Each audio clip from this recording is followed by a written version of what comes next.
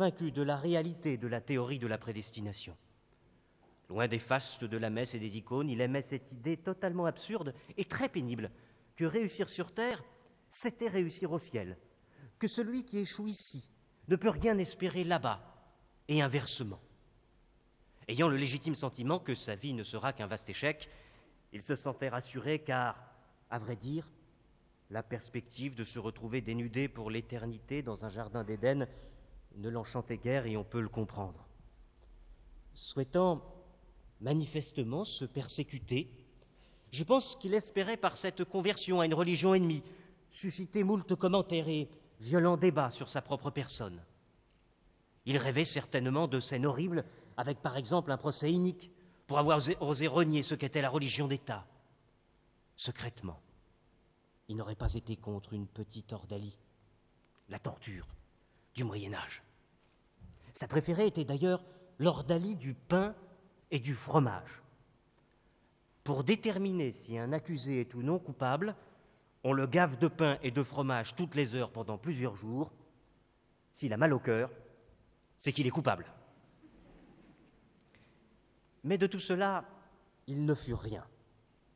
Car à cette date, personne ne connaît Dumoulin.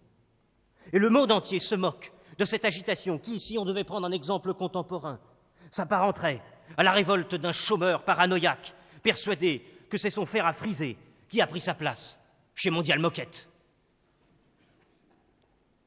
À n'en pas douter, ce fut une immense déception. Qu'est-ce qu'un révolutionnaire s'il n'est pas jeté en prison? Qu'est-ce qu'un criminel qui a les mains propres? Qu'est-ce qu'un provocateur qui laisse indifférent? Mais fondamentalement, Dumoulin ne s'en inquiète pas, car Dumoulin n'est pas qu'un obsessionnel mélancolique. C'est aussi un ver de terre. J'aime les vers de terre. J'aime leur aspect, leur apparence identique de bas en haut qui incarne la modestie. Ce corps qui n'est pas hiérarchisé, mais doté d'une force inouïe. Le ver de terre peut tout aussi bien penser avec ses pieds que courir avec sa tête. C'est lorsqu'on le mutile qu'il se démultiplie. C'est dans la souffrance qu'il puise sa force. Parfaitement conscient de ce que son adhésion à la religion Oni n'a pas eu l'effet escompté, il gagne en orgueil et retourne alors quelque temps au palais. Non pas en tant que plaideur, sa dernière expérience lui a suffi. S'il pénètre les salles d'audience, c'est pour s'amuser des ténors qui paradent et s'emberlificotent dans des péroraisons improbables en latin. Il aime les voir trébucher, ces obèses de la voix, ces anorexiques de la pensée, surtout lorsqu'est invoquée la coutume de Paris, sa spécialité. De la médiocrité des plaidoiries auxquelles il assiste, Dumoulin ressent comme un besoin de se ressourcer, de respirer, de s'ouvrir au monde. C'est donc naturellement qu'il part en Allemagne. Oui, Dumoulin aime les Allemands.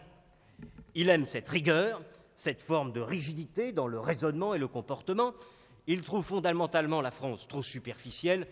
Dumoulin exècre la Renaissance et le culte du beau de François Ier. Avocat, jurisconsulte, Dumoulin devint professeur de droit public à l'université de Tübingen. Avec une manière bien particulière de professer devant cet ensemble d'étudiants ayant soif de connaissances, Dumoulin souhaitait pouvoir librement y exposer ses théories les plus fondamentales sur les coutumes du droit français. Un sujet absolument passionnant lui tenait à cœur, la nécessaire unification du droit pour éviter, par exemple, qu'en traversant simplement la France, on ne passe du statut de délinquant à celui d'honnête sujet. Mais la transmission de ce savoir se heurtait à une difficulté pratique évidente. Comment, en bégayant, professer sur des sujets aussi complexes et dans une langue étrangère que l'on ne parle pas? Un être commun et simple aurait déjà renoncé, mais Dumoulin n'est pas de cela. C'est un original à l'imagination fertile et ingénieuse. Il inventa alors une autre forme de dialogue. Le génie de l'orateur fut de percevoir immédiatement que ses propos, pour être compris, devaient être traduits. Non par la parole, car il fallait respecter la pureté et l'intensité du texte, mais par les gestes. S'inspirant des chansons du Moyen-Âge, où un poète ambulant chantonne des vers accompagné d'un instrument de musique et d'un jongleur, il sollicita le concours actif d'un camarade, un atypique, un géant aux allures de Karl Marx, qui interprétait à sa façon, au moyen d'une danse singulière, les complexes explications fournies par Dumoulin. Vêtu de sa toge pour créer un effet Cicéron, il demandait à l'un de ses étudiants musiciens de jouer du pipeau et se lançait dans l'arène.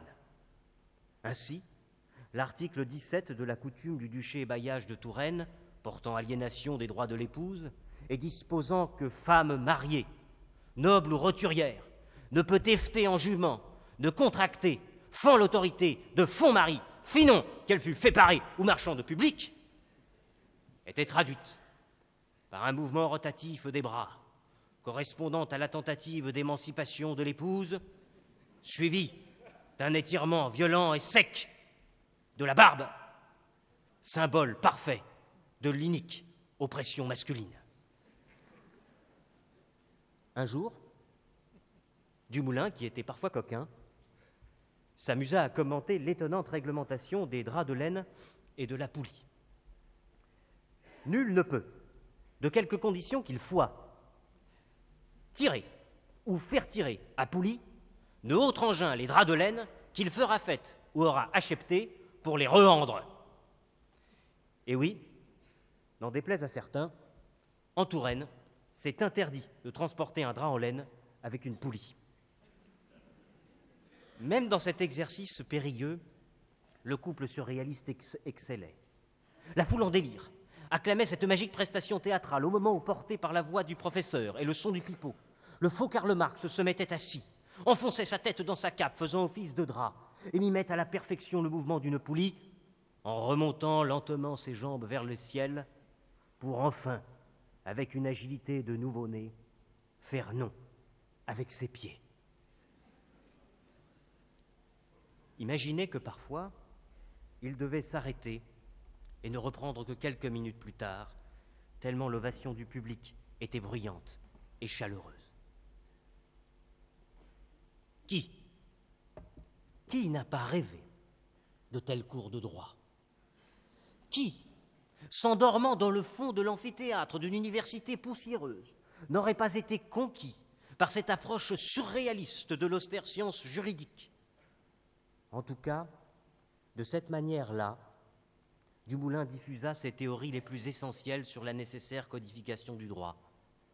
D'ailleurs, une chevelure brune tombait rapidement amoureuse de lui, une femme élancée d'environ 1,40 m, portant des sandales non ressemelées. Désormais confiant, le juriste surréaliste était prêt à rejoindre sa terre natale, non pas en exilé, mais en conquérant. À lui, Paris. Paris, c'est le calme avant la tempête, avant la guerre des religions qui fera trembler la France quelque temps plus tard. Ici, la religion protestante prend de plus en plus de place et les tensions deviennent insupportables. Dumoulin, Guilleret, est heureux de rejoindre le monde paisible de la cave qu'il fait découvrir à son épouse, charmée par cette étrange garçonnière. D'aucuns pourraient imaginer qu'enfermé dans ce lieu avec sa moitié, il fut loin des difficultés politiques de la France. Mais ce serait mal le connaître. Persuadé désormais de son talent, il veut se mettre au service de la politique. Il ressent comme un appel et le fait savoir. Cela tombe bien, pour une fois, le roi a besoin de juristes. Le Concile de Trente venait de se séparer, laissant comme fruit de ses travaux ces célèbres déclarations qui devaient pendant plusieurs siècles troubler le monde entier. C'est le retour à des valeurs traditionnelles, certains diraient extrémistes, en tout cas ayant pour but de renforcer la puissance de l'Église catholique face à la dangereuse montée du protestantisme. Pressé par la cour de Rome et par les légats de publier le concile, le roi s'adressa aux hommes éclairés et leur demanda conseil. Dumoulin